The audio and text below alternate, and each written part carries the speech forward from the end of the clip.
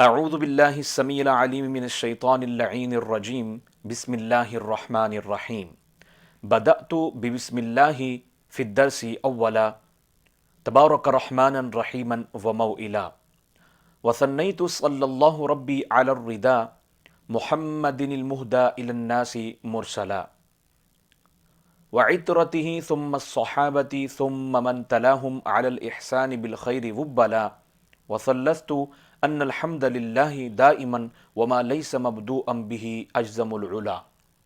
حمد و صلات کے بعد تمام دیکھنے والوں کو السلام علیکم ورحمۃ اللہ وبرکاتہ۔ میں ہوں قاری محمد اویس اور آپ دیکھ رہے ہیں میرا یوٹیوب چینل۔ ناظرین کرام، اللہ کے فضل و کرم سے جیسا کہ ہم نے تجوید کورس کو کمپلیٹ کیا اور الحمدللہ آپ میرے یوٹیوب چینل پر دیکھ سکتے ہیں وزٹ کر کے کہ میں نے کمپلیٹ تجوید کورس کی جو تفصیل ہے وہ ابھی یوٹیوب کے اوپر اپلوڈ کر دی ہوئی ہے اپنے لیکچرز 100 لیکچرز کے ساتھ۔ اور الحمدللہ میں نے کچھ دن قبل جو ہے وہ ایک ویڈیو اپلوڈ کی تھی ایز اے پرومو کہ میں انشاءاللہ عزیز جلد ہی آغاز کر رہا ہوں قرأت سبع وعشرہ کورس کا، اور آپ کی دعاؤں سے اور والدین اکرام کی دعاؤں سے الحمدللہ آج ہم انشاءاللہ عزیز پراپر طریقے سے اللہ کی فضل و کرم سے ہم انشاءاللہ عزیز آج سے ہی قرأت سبع وعشرہ کورس کا آغاز کر رہے ہیں۔ ناظرین کرام، سب سے پہلے میں ساتھ ہی میں ان احباب کا، دوستوں کا، بھائیوں کا، بہنوں کا بہت ہی تہہ دل سے شکر گزار ہوں جنہوں نے میرے چینل کو سبسکرائب کر کے میرے مشن میں شامل ہوئے۔ اور میرا مشن یہی ہے کہ روئے زمین میں جتنے بھی بسنے والے مسلمین و مسلمات ہیں، مومنین و مومنات ہیں، تمام تک جو ہے وہ یہ پیغام پہنچ سکے کہ ہم سب جو ہیں قرآن کریم کو درست لفظ اور ادائیگی تجوید کے ساتھ کیا کر سکیں، پڑھ سکیں۔ اور اگر آپ میرے چینل پر نیو ہیں تو جلدی سے میرے چینل کو سبسکرائب کر دیجئے اور ساتھ میں دیے گئے گھنٹی کے نشان کو بھی دبا دیجئے تاکہ میری ہر نئی ویڈیو کا نوٹیفیکیشن جو ہے وہ آپ تک پہنچتا رہے۔ تو آئیے درس کا آغاز کرتے ہیں۔ ناظرین کرام، آج کا جو ہمارا لیسن نمبر 1 ہے قرأت سبع وعشرہ کورس کے حوالے سے انشاءاللہ عزیز آپ نے کیا کرنا ہے، آپ نے صرف پراپر سے اس ویڈیوز کو دیکھتے رہنا ہے اور اگر ہو سکے تو ساتھ میں نوٹ بک رکھنی ہے۔ جو بھی لکھنے والی بات ہوگی وہ میں آپ کو بتاؤں گا اور آپ نے کیا کرنا ہے، ساتھ میں لکھ لینا ہے۔ اور انشاءاللہ عزیز تمام ڈیٹیل جو ہے وہ تفصیلات جو ہیں وہ میں ڈسکرپشن کے اندر بھی ڈال دیا کروں گا تاکہ وہاں سے بھی آپ کیا کر سکیں گے، معلومات حاصل کر سکیں گے۔ اور انشاءاللہ عزیز باحوالہ جو ہے وہ میں کیا کروں گا، بات آپ تک فراہم کرنے کی کوشش کروں گا۔ تو ناظرین کرام، میں نے چاہا کہ سب سے پہلے قرأت سبع وعشرہ کورس کا جو تعارف ہے اور اس فن قرأت کے جو مبادی ہیں ان کی تفصیلات کیا کر سکوں، میں آپ کو بتا سکوں۔ آپ نے میرے ساتھ ایسے ہی وابستہ رہنا ہے، اللہ کے فضل و کرم سے وہ وقت دور نہیں ہوگا کہ آپ تجوید کے ساتھ ساتھ زبردست قسم کے ماہر استاذ قاری کیا ہو جائیں گے، بن جائیں گے۔ تو آئیے سبق کا آغاز کرتے ہیں۔ بورڈ کے اوپر دیکھ رہے ہوں گے کہ میں نے اس کو پہلے سے ہی یہ تیار کر کے رکھا ہے تاکہ آپ کو سمجھنے میں کسی قسم کی جو ہے وہ دقت محسوس نہ ہو۔ تو آج کا ہمارا لیسن ہے لیسن نمبر 1، قرأت سبع وعشرہ کورس کا لیسن نمبر 1 ہے فن قرأت کے مبادی کی تفصیل۔ فن قرأت کے مبادی کی تفصیل یعنی ہر علم کو شروع کرنے سے پہلے، سیکھنے سے پہلے اس کے متعلق، اس کے نام، اس کی تعریف، اس کے موضوع اور اس کی غرض و غایت کو جاننا کیا ہوتا ہے، نہایت ضروری ہوتا ہے۔ تو ہم آج فن قرأت کے مبادی کی تفصیل یعنی یہ جو نام، تعریف اور موضوع اور غرض و غایت ہے اس فن قرأت کا، وہ ہم کیا کریں گے، آج کی اس لیسن میں پڑھیں گے۔ تو سب سے پہلے ہم دیکھتے ہیں فن قرأت کے مبادی کی تفصیل میں سب سے اول نمبر پہ آتا ہے اس کا نام۔ اس کا نام ہے علم قرأت۔ اس فن کا نام کیا ہے، علم قرأت۔ دوسرے نمبر پہ آتی ہے اس کی تعریف۔ اس لیے 2 مرتبہ دہرا رہا ہوں تاکہ آپ کو سمجھنے میں کسی قسم کی کوئی دقت یا پریشانی محسوس نہ ہو۔ فن قرأت کے مبادی کی تفصیل میں نمبر 1 پہ کیا آتا ہے، علم قرأت۔ یہ اس کا کیا ہے، فن کا نام ہے۔ دوسرے نمبر پہ آتی ہے تعریف۔ اس فن کی تعریف کیا ہے، وہ علم جس سے کتاب اللہ کے ناقلین کا سماعی اور روایتی حیثیت سے کلمات قرآنیہ کے نطق میں اختلاف یا اتفاق کیا ہو، معلوم ہو۔ یہ آپ نے کیا کرنا ہے، لکھ لینا ہے۔ اس کی نام، اس کی تعریف، اس کے موضوع اور اس کی غرض و غایت کو کیا کر لینا ہے، لکھ لینا ہے نوٹ بک کے اوپر۔ موٹا موٹا میں آپ کو آسان الفاظ میں یہ سمجھاتا ہوں، کہنے کا مطلب یہ ہے کہ یہ فن وہ علم ہے جس سے اللہ کی کتاب یعنی قرآن کریم کو جو ناقلین کا سماعی، مطلب کیا ہے کہ جتنے بھی روایتوں کو نقل کرنے والے ائمہ کرام ہیں ان کا سماعی یعنی سن کر، اور روایتی حیثیت سے یعنی روایت کی اعتبار سے بھی اور سننے کے اعتبار سے بھی، دونوں اعتبار سے قرآن پاک کے جو کلمات ہیں ان کے بولنے میں اختلاف یا اتفاق کیا ہو، معلوم ہو۔ جیسا کہ آگے جو آگے میں انشاءاللہ عزیز مزید اس کے تعارف کو جو ہے وہ میں تفصیل میں بتاؤں گا، اور آپ کو جو ہے نا وہ مزید اس کی تعریف جو ہے وہ کھل کر بتاؤں گا، اور آپ کو کیا ہو جائے گی، آسانی سے سمجھ میں آ جائے گی۔ یعنی کہنے کا مطلب یہ ہے کہ یہ وہ علم ہے کہ جب آپ، ظاہر ہے کہ قرآن پاک کی قرات آپ نے کرنی ہے تو قرات کے اندر جو الفاظ کا اختلاف یا اتفاق ہے، یعنی کن الفاظ پر اختلاف ہے، کن الفاظ پر اتفاق ہے، تو وہاں پر آپ نے کیا کرنا ہے، کتاب اللہ کے ناقلین جو نقل کرنے والے ہیں کتاب اللہ کی یعنی کلمات قرآنیہ کو جو نقل کرنے والے ہیں ان کا سماعی اور روایتی حیثیت سے کیا ہو، کلمات قرآنیہ کے نطق میں اختلاف یا اتفاق کیا ہو، معلوم ہو۔ دوسرے نمبر پہ آ جاتا ہے موضوع۔ موضوع کیا ہے اس کا؟ کلمات قرآنیہ اس حیثیت سے کہ ان کے نطق کی کیفیات و احوال سے کیا کی جائے، بحث کی جائے۔ یعنی کہنے کا مطلب یہ ہے کہ اس کا موضوع یہ ہے علم قرات کا کہ جب آپ بولیں تو بولنے میں اس کی جو کیفیت ہے بولنے کی، اور وہ کیسے بولا جاتا ہے یعنی اس کا احوال جو ہے اس کے متعلق کیا کیا جائے، بحث کی جائے۔ آگے جا کے ظاہر ہے پھر آپ نے سیکھنا ہے کہ ایک قرآن کی آیت ہے تو اس قرآن کی آیت میں کن الفاظ میں اختلاف ہے اور کن الفاظ میں جو ہے وہ اتفاق ہے، اور وہ بولنے اور پڑھنے کے حوالے سے کیسے پڑھے جاتے ہیں، تو اس میں وہ کیا ہوگی، بحث ہوگی۔ تیسرے نمبر پہ آ جاتی ہے اس علم کی غرض و غایت۔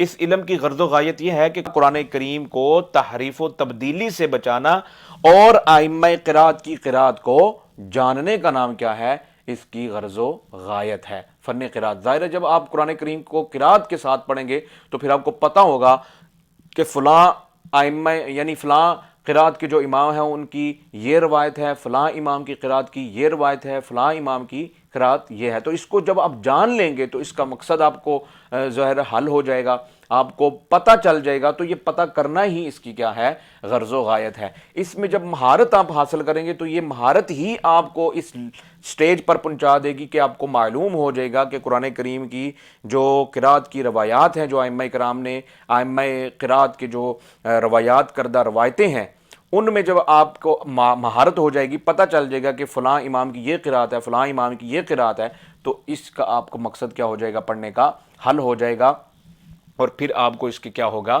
فائدہ ہوگا۔ اور جب آپ جو ہیں وہ قرات کی جو ائمہ قرات کی جو 7 قراتیں ہیں، 10 قراتیں ہیں، پھر جب وہ آپ جان لیں گے تو پھر آپ قاری 7 ہو کیا ہو جائیں گے، بن جائیں گے۔ تو آگے آ جاتا ہے اس کا فضل و شرف۔ فضل و شرف یعنی فن قرات کا فضل و شرف کیا ہے، اس کی فضیلت کیا ہے؟ تو یاد رکھیے علوم شرعیہ میں یہ سب سے افضل کیا ہے، فن ہے۔ فن قرات علوم شرعیہ میں سب سے افضل کیا ہے، فن ہے، کیونکہ یہ کلام رب العالمین سے تعلق کیا ہے، رکھتا ہے۔ کلام رب العالمین سے یہ فن کیا رکھتا ہے، تعلق رکھتا ہے۔ تو اس حوالے سے پھر یہ علوم شرعیہ میں سب سے افضل کیا ہے، یہ فن ہے۔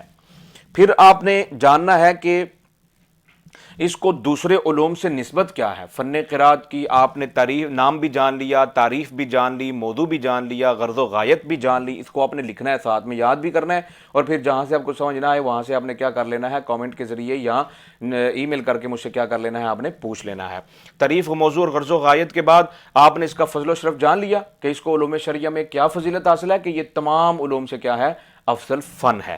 تیسرے نمبر پہ اب آپ نے سیکھنا ہے کہ دوسرے علوم سے اس کو نسبت کیا ہے، یعنی فن قرات کو دوسرے علوم سے نسبت کیا ہے۔ تو اس میں نسبت تباین پائی جاتی ہے، اور جو بھی علم منطق کے جو سٹوڈنٹس ہیں، جو تلامذہ ہیں، ان کو پتہ ہوگا بخوبی کہ علم منطق کے اندر جو 2 کلیوں کے اندر نسبت پائی جاتی ہے وہ کتنی وجوہات سے ہوتی ہے، ٹھیک ہے۔ تو ان میں 4 وجوہات ہوتی ہیں 2 کلیوں کے درمیان۔ ایک نسبت تساوی ہوتی ہے، ایک نسبت تباین ہوتی ہے، ایک نسبت عموم خصوص مطلق ہوتی ہے، اور ایک نسبت عموم خصوص من وجہ ہوتی ہے۔ تو یہاں پر اس فن قرات کو دوسرے علوم سے کیا، کون سی نسبت ہے، نسبت تباین. اور نسبت تباین کی موٹی موٹی میں صرف آپ کو یہ تعریف سمجھاتا ہوں کہ جب دو کلیوں میں سے ایک کلی کے دوسری کلی کے اوپر ہر فرد کے اوپر اس کی تعریف صادق نہ آئے تو اسے کیا کہتے ہیں؟ نسبت تباین کہتے ہیں. یعنی ایک کلی ہے اور دوسری کلی ہے، تو پہلی کلی کے دوسری کلی کے ہر فرد پر جب وہ تعریف صادق نہیں آتی تو اسے کیا کہتے ہیں؟ نسبت تباین کہتے ہیں. تو اس حوالے سے یہ ظاہر فن قرات ہے، تو یہ تمام علوم سے ایک جدا علم ہے، اس لیے پھر جو ہے نا اس کو ایک بلند و بالا مقام کیا ہوا ہے؟ دوسرے علوم سے حاصل ہوا ہے. اس فن کو وضع کرنے والے کون ہیں؟ تو یاد رکھیے، یعنی ابو عمر حفص بن عمر دوری رحمت اللہ تعالی علیہ فرماتے ہیں کہ اس فن کو کس نے وضع کیا ہے؟ ائمہ قرات نے کیا کیا ہے؟ وضع کیا ہے. اب اس کا استمداد کیا ہے؟ اس کا استمداد اس فن کا یہ ہے کہ اس فن میں نبی کریم صلی اللہ علیہ وآلہ وسلم سے لے کر ائمہ قرات تک صحیح اور متواتر نقول سے استمداد حاصل کرنا کیا ہے؟ ضروری ہے. ائمہ قرات تک صحیح اور متواتر نقول سے استمداد کرنا کیا ہے؟ ضروری ہے. پھر اس کے بعد آ جاتا ہے اس کا حکم. تو یہ علم کیا ہے؟ فرض کفایہ ہے. یہ علم کیا ہے؟ سیکھنے سکھانے میں، تعلیم و تعلم میں یہ علم کیا ہے؟ علم قرات فرض کفایہ کا درجہ رکھتا ہے. ٹھیک ہے، یعنی اگر آپ نہیں سیکھتے تو گناہگار نہیں، اگر آپ سیکھ لیتے ہیں تو پھر آپ کا پھر اس کے اوپر عمل کرنا کیا ہو جاتا ہے؟ ضروری ہو جاتا ہے.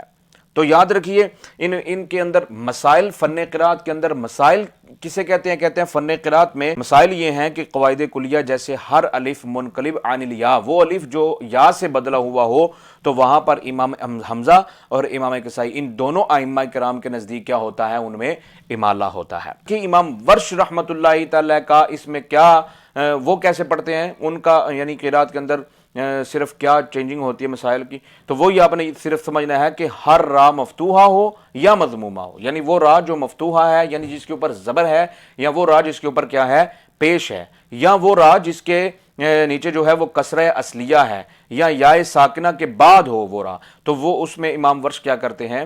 ترقیق کرتے ہیں، یعنی اس راہ کو بریک پڑھتے ہیں، موٹا نہیں پڑھتے ہیں. کوئی بھی قرات آپ نے کرنی ہے تو اس کے متعلق 3 ارکان کا جاننا ضروری ہے. نمبر 1 کہ اس کے الفاظ کے تواتر کا ہونا بہت ضروری ہے، یعنی جو روایت کرنے والے راوی ہیں روایتی اعتبار سے الفاظ کیا ہوں؟ متواتر ہوں. نمبر 2 عثمانی رسم الخط کے وہ خلاف نہ ہو بلکہ اس کے مطابق ہو. نمبر 3 عربیت میں وہ صرف و نحو کے کیا ہو؟ مطابق ہو، یعنی صرف و نحو کے جو قواعد ہیں وہ اس کے اوپر کیا آتے ہوں؟ منطبق ہوتے ہوں. سمجھ آ گئی ہے؟ تو یہ آج کا ہمارا لیسن تھا، لیسن نمبر 1 فن قرات کے مبادی کی تفصیل، جو ناظرین اکرام میں نے آپ تک جو ہے وہ کیا کر دی ہے؟ فراہم کر دی ہے. اب آپ کا یہ کام ہے، آپ نے روزانہ میرے لیکچرز کو ریگولر بغیر ناغے کے یاد کرنا ہے، سننا ہے، اس کو کاپی کے اوپر لکھ لینا ہے، اور پھر اس کے بعد آپ نے کیا کرنا ہے؟ اس کو پریکٹیکل جو ہے وہ پڑھنے کی کوشش کرنی ہے، یاد کرنے کی کوشش کرنی ہے. اگر آپ کسی کو پڑھانا چاہتے ہیں تو آپ اس کو اس کے طریقے سے کیا کر سکتے ہیں؟ پڑھا بھی سکتے ہیں. تو انشاءاللہ عزیز میری اور آپ کی جو ہے وہ اگلے لیکچر میں ملاقات ہوگی. امید ہے کہ میرا آج کا لیکچر آپ کو بہت اچھا لگا ہوگا.